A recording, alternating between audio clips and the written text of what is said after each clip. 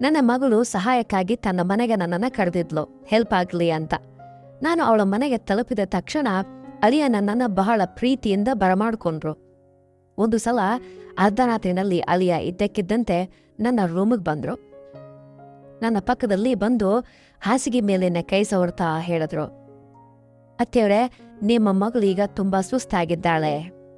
ಅವಳು ಈಗ ಹಳಬಳಂತೆ ಕಾಣಿಸ್ತಾ ಇದ್ದಾಳೆ.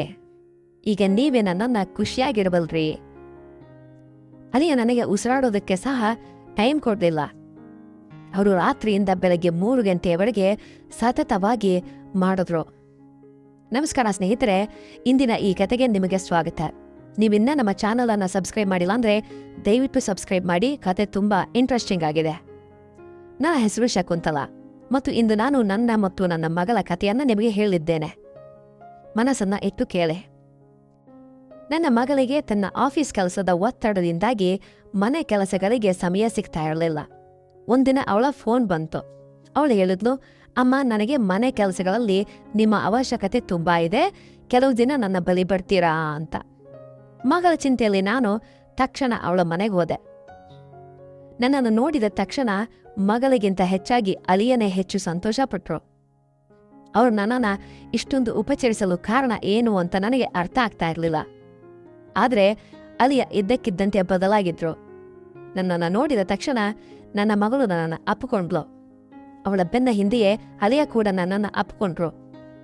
ಇದಕ್ಕೂ ಮೊದಲು ಅವರು ಎಂದೂ ನನ್ನನ್ನು ಈ ರೀತಿ ಅಪ್ಕೊಂಡಿರಲಿಲ್ಲ. ಅವರಲ್ಲಿ ಇಷ್ಟೊಂದು ಬದಲಾವಣೆ ಹೇಗೆ ಬಂತು ಅನ್ನೋದು ನನಗೆ ತಿಳುವಳಿಕೆಗೆ ನಿಲುಕಲಿಲ್ಲ. ನನಗೆ ಅರ್ಥನೇ ಆಗಲಿಲ್ಲ.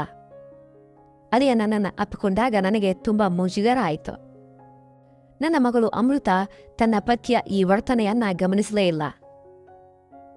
ಕಾಮನಾಗಿರ್ಬೇಕು ಬಿಡು ಅಂತ ಸುಮ್ಮನೆ ಇದ್ಲು. ನಾನು ಮನೆಗೆ ತಲುಪಿದ ತಕ್ಷಣ ಅವಳು ನನ್ನ ಕೈಯಿಂದ ಮಾಡಿದ ಅವಳ ನೆಚ್ಚಿನ ಅಡಿಗೆಯನ್ನ ತಿನ್ಬೇಕು ಅಂತ ಹೇಳಿದ್ಲು.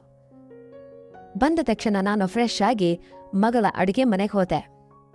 ಆ ರಾತ್ರಿ ಅಳಿಯ ಮತ್ತು ಮಗಳು ಇಬ್ರು ಬಹಳ ಇಷ್ಟಪಟ್ಟು ಊಟ ಮಾಡಿದ್ರು. ಊಟ ಮುಗಿತಿದ್ದಂತೆ ಅಮೃತ ಹೇಳಿದ್ಲು, ಅಮ್ಮ, ಇವತ್ತು ನಿನ್ನ ಕೈ ಅಡಿಗೆ ತಿಂದು ತುಂಬಾ ಚೆನ್ನಾಗಿ ಅನ್ನಿಸ್ತು. ಅದಕ್ಕೆ ಅಳಿಯ ಕೂಡ ದೊರೆಗೂಡಿಸುತ್ತಾ, ನನಗಂತೂ ತುಂಬಾ ದಿನಗಳ ನಂತರ ಹೊಟ್ಟೆ ತುಂಬಾ ಉಂಡೆ ಅಂತ ಅನ್ನಿಸ್ತಾ ಇದೆ ಅಂತಂದ್ರು. ಅಳಿಯ ನನ್ನನ್ನು ಹೊಗಳಿದ್ದನ್ನ ಕೇಳಿ ಅಮೃತ ತನ್ನ ಪತಿಯನ್ನ ಕೋಪದಿಂದ ನೋಡಿದ್ಲು. ಅವಳು ಹೇಳಿದ್ಲು, ನಾಗೇಶ್, ನನ್ನ ತಾಯಿ ಮುಂದೆ ನನ್ನ ಬಗ್ಗೆ ಕೆಟ್ಟದಾಗಿ ಮಾತಾಡಬೇಡಿ. ನಾನು ಪ್ರತಿದಿನ ಅಡಿಗೆ ಮಾಡೋದೇ ಇಲ್ವೇನೋ ಅನ್ನೋ ಥರ ನೀವು ಮಾತಾಡ್ತಾ ಇದ್ದೀರಾ. ನೀವು ಪ್ರತಿದಿನ ಮೆಸ್ನಲ್ಲಿ ಊಟ ಮಾಡ್ತೀರೇನೋ? ಅವರಿಬ್ಬರ ನಡುವೆ ಮಾತಿನ ಚಕಮಕಿ ಶುರುವಾಯಿತು.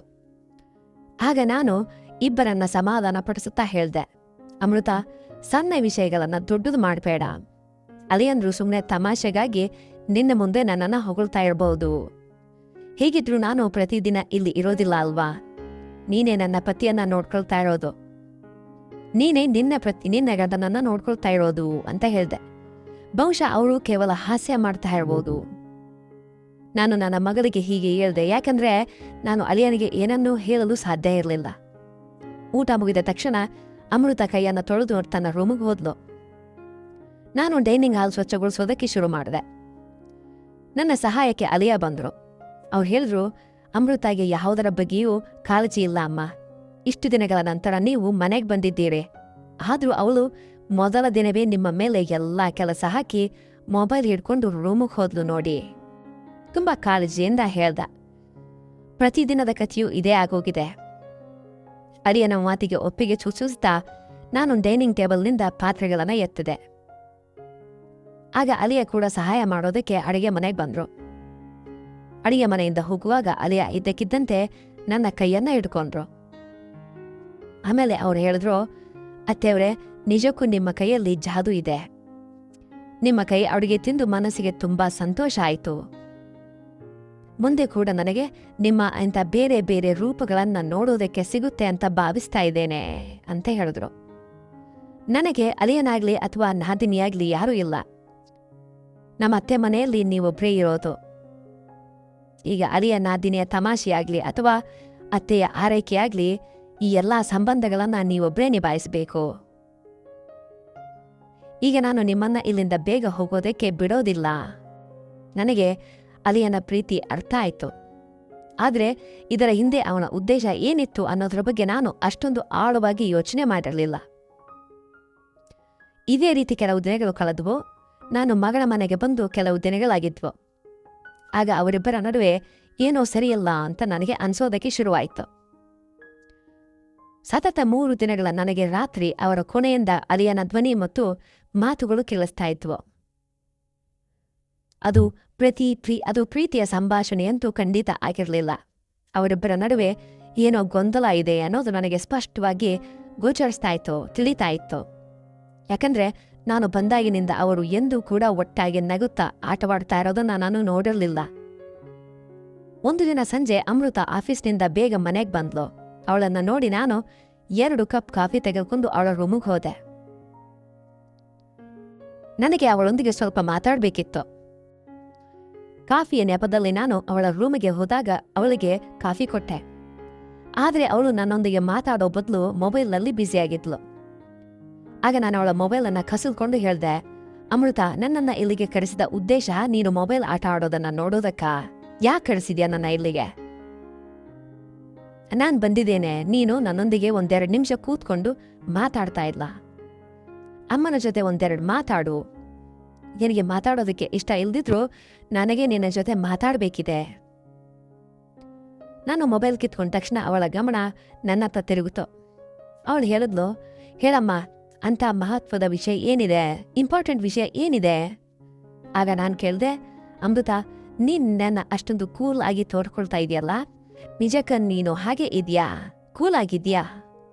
ನಿಮ್ಮ ಮನೆಯ ವಾತಾವರಣ ನಿಜಕ್ಕೂ ಅಷ್ಟೊಂದು ಚೆನ್ನಾಗಿ ಇದೆಯಾ? ನನ್ನ ಮಾತಿಗೆ ಅಮೃತಾಳ ಮುಖದಲ್ಲಿ ಪ್ರಶ್ನಾರ್ಥಕ ಚಿಹ್ನೆ ಮೂಡ್ತು. ಅವಳು ಹೇಳಿದ್ಲು, ಅಮ್ಮ, ನೀನೇನು ಹೇಳ್ತಾ ಇದೆಯಾ ನನಗೆ ತಿಳಿತಾ ಇಲ್ಲ. ಏನು ಹೇಳಬೇಕು ನೇರವಾಗಿ ಹೇಳು. ಈಗ ನೀನು ಟೀಚರ್ ಅಲ್ಲ ಮತ್ತು ನಾನು ನಿನ್ನ ಸ್ಟೂಡೆಂಟ್ ಕೂಡ ಅಲ್ಲ. ನನ್ನ ಮೇಲೆ ಇಷ್ಟು ನೀನು ಸ್ಟ್ರಿಕ್ಟ್ ಆಗಿರಬೇಡ, ಕಟ್ಟುನಿಟ್ಟಾಗಿ ಇರಬೇಡ. ಅಂದ್ರೆ ನೀನು ನನ್ನ ಟೀಚರ್ ಅಲ್ಲ, ನಾನು ನಿನ್ನ ಸ್ಟೂಡೆಂಟ್ ಅಲ್ಲ ಅಂತ ಹೇಳಿದ್ಲು. ಅಮೃತಾಳ ಹೆಗಲ ಮೇಲೆ ಕೈಯನ್ನ ಇಟ್ಟು ನಾನು ಹೇಳ್ದೆ, ಕಳೆದ 3 ದಿನಗಳಿಂದ ರಾತ್ರಿ ನನಗೆ ನಿಮ್ಮ ರೂಮ್ನಿಂದ ಜಗಳದ ಧ್ವನಿ ಕೇಳಿಸ್ತಾ ಇದೆ. ನಿಮ್ಮಿಬ್ಬರ ನಡುವೆ ಎಲ್ಲವೂ ಸರಿ ಇದೆಯಾ? ಈಗಲೇ ನಿಮಗೆ ಮಗು ಕೂಡ ಆಗಬೇಕಿದೆ. ಆಗ್ಲೇ ಇಷ್ಟೊಂದು ಅಸಮಾಧಾನವೇ? ಇಡೀ ಜೀವನವನ್ನ ಒಟ್ಟಾಗಿ ಕಳೆಯಬೇಕಿದೆ. ಇದು ಸರಿಯಾದ ಮಾರ್ಗ ಅಲ್ಲ.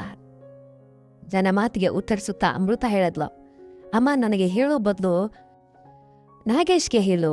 ಯಾಕಂದ್ರೆ ಪ್ರತಿ ಬಾರಿ ಅವನೇ ಜಗಳ ಶುರು ಮಾಡ್ತಾನೆ. ಆ ದಿನ ಕೂಡ ನೋಡಿದ್ಯಲ್ಲ, ಊಟದ ಮೇಜಿನ ಮೇಲೆ ಅವನು ನನ್ನನ್ನು ಹೇಗೆ ಮಾತಾಡಿಸ್ತಾ ಇದ್ದ ಅಂಥೇಳಿ. ಆಮೇಲೆ ಹೇಳಿದ್ಲು, ಅಮ್ಮ, ಈಗ ನೀನೇ ಹೇಳು. ನಾನು ಆಫೀಸಿನ ಕೆಲಸದಿಂದ ಸುಸ್ತಾಗಿರ್ತೇನೆ. ಗಂಟೆಗಟ್ಟಲೆ ಟ್ರಾಫಿಕ್ನಲ್ಲಿ ಸಿಲುಕಿ ಮನೆಗೆ ಬರಬೇಕು. ಈಗ 3 ದಿನಗಳಿಂದ ನೀನು ಬಂದಿರೋದ್ರಿಂದ ನನಗೆ ಸ್ವಲ್ಪ ನೆಮ್ಮದಿ ಸಿಕ್ಕಿದೆ. ಇಲ್ಲದೇ ಇದ್ರೆ ರೊಟ್ಟಿ ಲಟ್ಟಿಸುವಾಗಲೂ ನನಗೆ ನಿದ್ದೆ ಹತ್ತುತ್ತಾ ಇತ್ತು. ಇಷ್ಟೊಂದು ಸುಸ್ತಾದ ನಂತರ ನಾನು ನಾಗೇಶ್ಗೆ ಸಮಯ ನೀಡೋದಾದ್ರೂ ಹೇಗೆ? ಅವನು ಏನನ್ನೂ ಅರ್ಥ ಮಾಡ್ಕೊಳ್ಳೋದಕ್ಕೆ ಸಿದ್ಧ ಇಲ್ಲ. ಅಷ್ಟಕ್ಕೂ ನಿನ್ನನ್ನ ಇಲ್ಲಿಗೆ ಕರೆಸುವ ಐಡಿಯಾ ಅವನದ್ದೇ ಆಗಿತ್ತು. ಅತ್ತೆಯವರು ಬಂದ್ರೆ ನಿನಗೂ ಸ್ವಲ್ಪ ರೆಸ್ಟ್ ಸಿಗುತ್ತೆ ಅಂಥೇಳಿ ಅವನು ಹೇಳ್ತಾ ಇದ್ದ. ನೀನಿಲ್ಲಿಗೆ ಬಂದ ಮೇಲೆ ಅವನ ಊಟದ ದೂರುಗಳು ಕೂಡ ಕಡಿಮೆಯಾಗಿವೆ.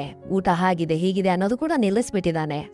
ನೀನು ಬರೋ ಮೊದಲು ಅವನು ಹೇಳ್ತಾ ಇದ್ದ, ಅತ್ತೆಯವರು ಬಂದಾಗ ನಾನು ಅವರಿಂದ ನನ್ನ ಎಲ್ಲ ಆಸೆಗಳನ್ನ ಪೂರೈಸ್ಕೊಳ್ತೇನೆ ಅಂತ.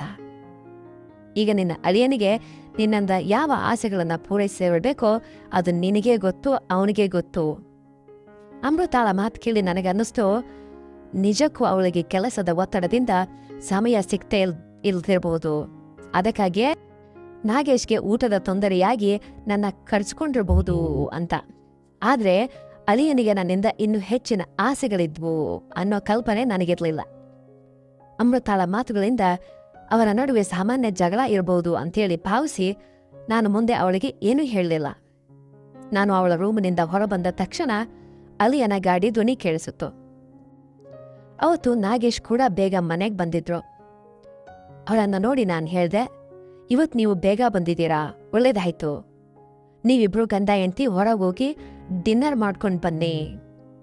ಮನೆ ಕೆಲಸ ನಾನ್ ನೋಡ್ಕೊಳ್ತಾಯಿನೆ. ಅವ್ರಿಗೆ ಸ್ವಲ್ಪ ಸಮಯ ಸಿಗ್ಲಿ ಅಂಥೇಳಿ ನಾನು ಹೇಳ್ದೆ.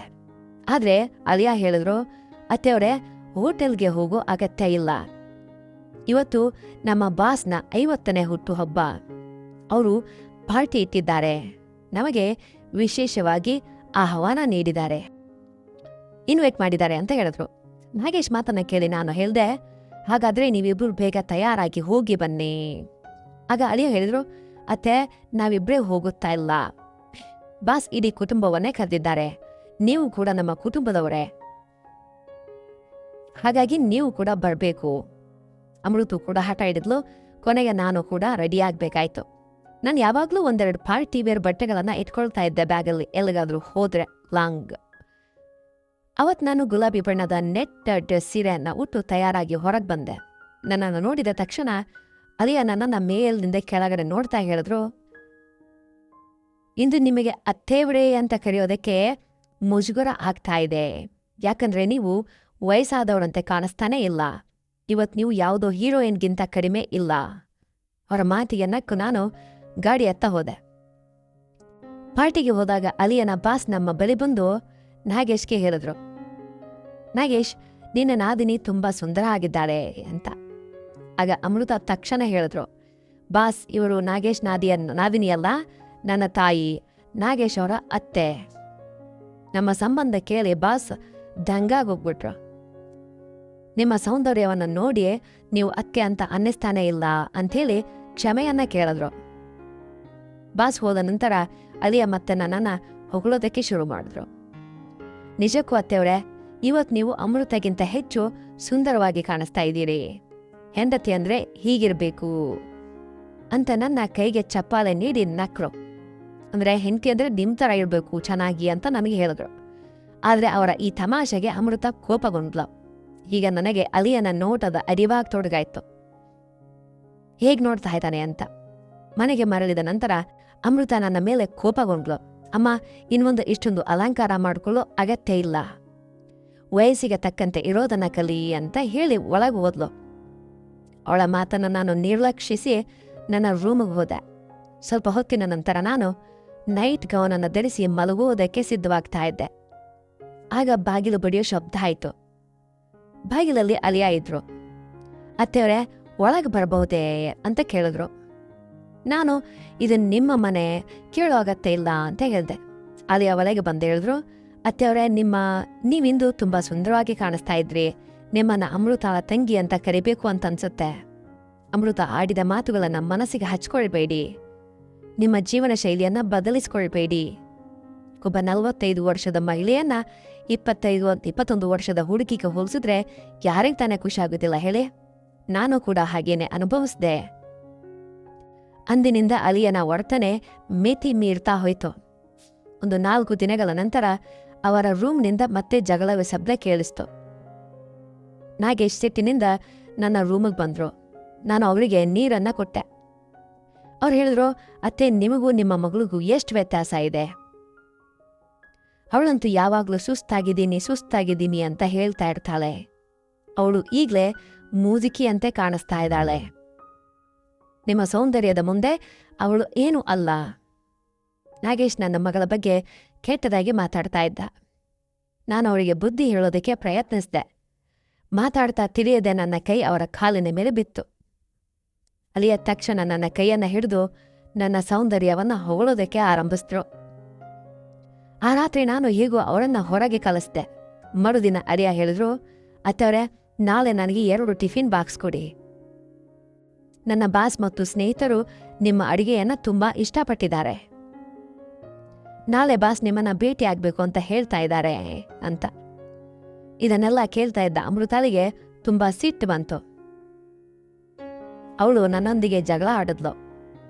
ಅವಳು ಅಲಿಯನೊಂದಿಗೆ ನಾನು ಅತಿಯಾಗಿ ಬೆರಿತಾ ಇದ್ದೇನೆ ಅಂತ ಆರೋಪ ಮಾಡಿದ್ಲು. ನನಗೆ ತುಂಬಾ ನೋವಾಯ್ತು.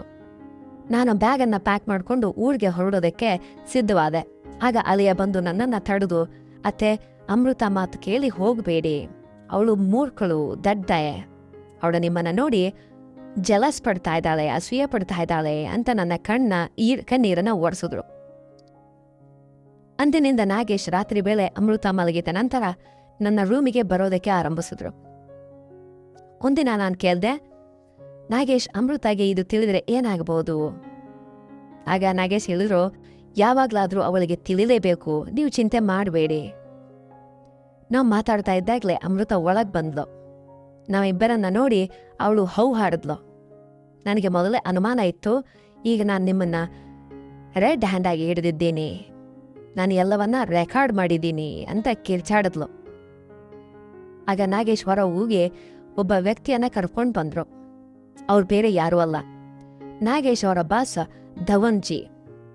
ಅವರನ್ನ ನೋಡಿ ಅಮೃತ ದಂಗಾದ್ಲು. ಅಮೃತ ಅವರ ಮೇಲೂ ಆರೋಪ ಮಾಡೋದಕ್ಕೆ ಶುರು ಮಾಡಿದ್ಲು. ಆಗ ನಾಗೇಶ್ ಗೆದರಿಸುತ್ತಾ ಹೇಳಿದ್ರು, ಅಮೃತ ಸಾಕ್ ಮಾಡು, ನೀನು ಅಂದುಕೊಂಡಂತೆ ಇಲ್ಲಿ ಏನೂ ನಡೀತಾ ಇಲ್ಲ, ಆ ಥರ ಏನೂ ಇಲ್ಲ.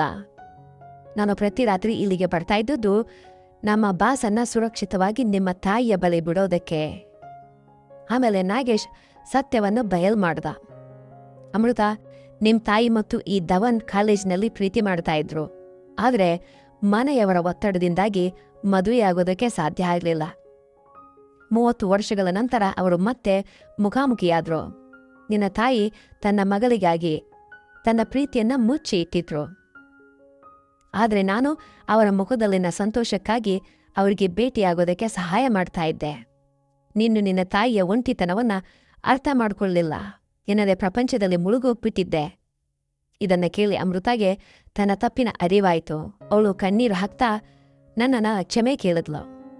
ಅಮ್ಮ, ನನ್ನನ್ನ ಕ್ಷಮಿಸೋ, ನೀನು ನನಗಾಗಿ ಇಷ್ಟು ವರ್ಷ ಬದುಕಿದ್ಯಾ, ಈಗ ನಾನು ನಿನ್ನ ಸಂತೋಷಕ್ಕಾಗಿ ಯಾಕೆ ನಿಲ್ಬಾರ್ದು? ಬಾಸನ್ನ ನಾನು ತಂದೆಯಾಗಿ ಸ್ವೀಕರಿಸ್ತೇನೆ ಅಂತ ಹೇಳಿದ್ಲು. ಆಮೇಲೆ 3 ದಿನಗಳಲ್ಲಿ ನನ್ನ ಮತ್ತು ಧವನ್ ಅವರ ರಿಜಿಸ್ಟರ್ಡ್ ಮ್ಯಾರೇಜ್ ನಡೀತು. ಮಗಳೇ ತನ್ನ ತಾಯಿಯ ಕನ್ಯಾದಾನವನ್ನ ಮಾಡಿದ್ಲು. ಹೊರಡುವಾಗ ನಾನು ಅಮೃತಾಗಿ ಒಂದು ಮಾತನ್ನ ಹೇಳಿದೆ, ಹಣವೇ ಜೀವನ ಅಲ್ಲ ಅಮೃತ, ಕುಟುಂಬಕ್ಕೂ ಸಮಯ ನೀಡು. ಅಮೃತ ಕೂಡ ತನ್ನ ಜವಾಬ್ದಾರಿಯನ್ನ ಅರ್ಥಕೊಂಡ್ಲು. ಅವಳೊಂದು 15 ದಿನ ರಜೆ ತೆಗೆದುಕೊಂಡು ತನ್ನ ಗಂಡನೊಂದಿಗೆ 2ನೇ ಬಾರಿ ಹನಿಮೂನ್ಗೆ ಹೋದ್ಲು. ಸ್ನೇಹಿತರೆ, ಪ್ರೀತಿಗೆ ವಯಸ್ಸಿನ ಮಿತಿಯಿಲ್ಲ. ಮನಸ್ಸುಗಳು ಒಂದಾದ್ರೆ ಸಂಬಂಧಗಳು ಕೂಡ ತಾವಾಗಿಯೇ ಚಿಗುರುತ್ತವೆ. ನಿಮಗೆ ಈ ಕತೆ ಇಷ್ಟ ಆದ್ರೆ ಕಮೆಂಟ್ ಮಾಡಿ ತಿಳಿಸಿ ಹೇಗಿದೆ ಅಂತ. ಇಂತಹ ಮತ್ತಷ್ಟು ಕತೆಗಳಿಗಾಗಿ ನಮ್ಮೊಂದಿಗೆ ಇರಿ. ನಮ್ಮ ಚಾನೆಲ್ ಅನ್ನ ಸಬ್ಸ್ಕ್ರೈಬ್ ಮಾಡಿ. ಧನ್ಯವಾದಗಳು. ಇನ್ನೊಂದು ಕಥೆಯೊಂದಿಗೆ ಆದಷ್ಟು ಬೇಗ ನಾವು ಭೇಟಿಯಾಗೋಣ. ಸಬ್ಸ್ಕ್ರೈಬ್ ಮಾಡೋದನ್ನ ಮಾತ್ರ ದಯವಿಟ್ಟು ಮರಿಲೇಬೇಡಿ. Thank you.